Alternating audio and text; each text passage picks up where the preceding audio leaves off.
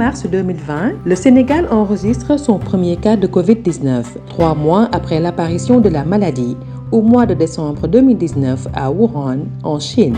Il s'agit d'un patient de nationalité française qui vit au Sénégal avec sa famille depuis plus de 2 ans.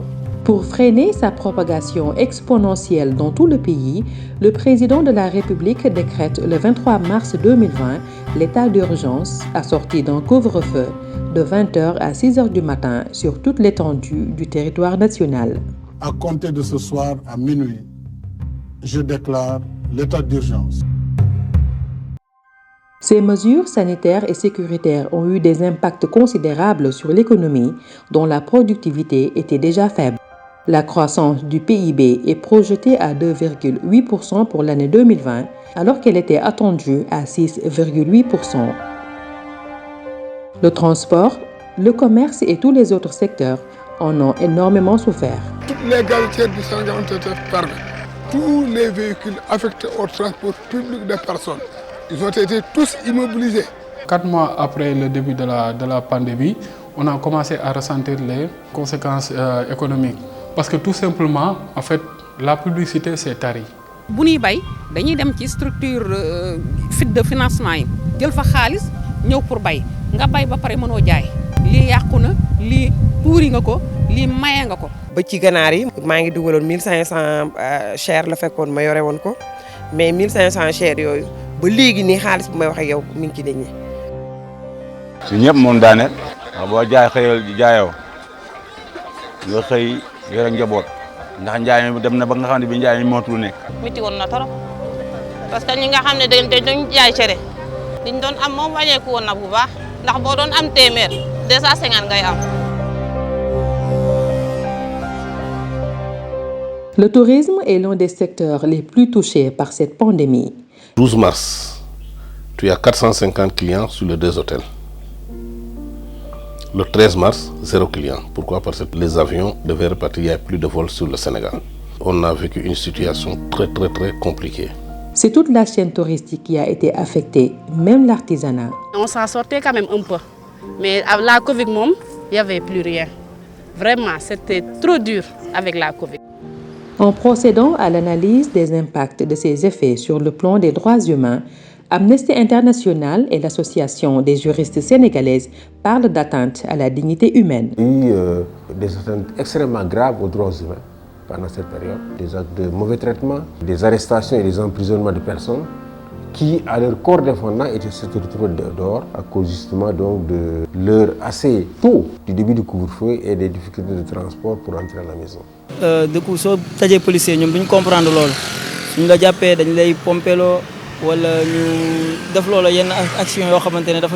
Les violences conjugales ont considérablement augmenté durant la pandémie à cause du manque de revenus des couples.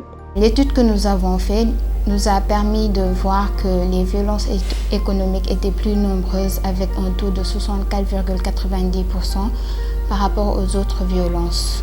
Ensuite, s'en est suivi les violences physiques et les violences psychologiques. Beaucoup de travailleurs ont perdu leur emploi à cause des mesures restrictives, mais également du fait que certains employeurs ne pouvaient plus supporter les charges fixes pour le fonctionnement de l'entreprise. On a été contraint et obligé à un certain moment de faire un lifting du personnel, diminuer un peu le personnel pour pouvoir faire face aux charges. Sur le plan de la santé, l'accès aux structures sanitaires était difficile. Durant les années 2020 et 2021, la baisse des recettes est évaluée à entre 20 et 50% suivant les mois. Nit ñi sax ragaloon nañu dem hôpital parce que tamit déguisement bi ñu gis ci hôpital daf ñu tiital d'une façon que ne kenn bëggul na dem faju ji hôpital. Loolu tax na soxna si nga xam ne dafa ëmboon dafa mujj ñàkk ëmbam à cause que test yi parce que moom doonu woon sax mën a taxaw ndax tiitaane. Même suñuy mbokk yi dañ doon taxaw sa mbedd yi duñu oo mais duñ dugg ci kër gi pour dénkaane suñu xar yi ñu fi waccoon sax ay ganaar sax kooku dénk mu bañ ba biñ génnee tam fu ñu aw daw nañ dafa am ko naan dafa am ko naan.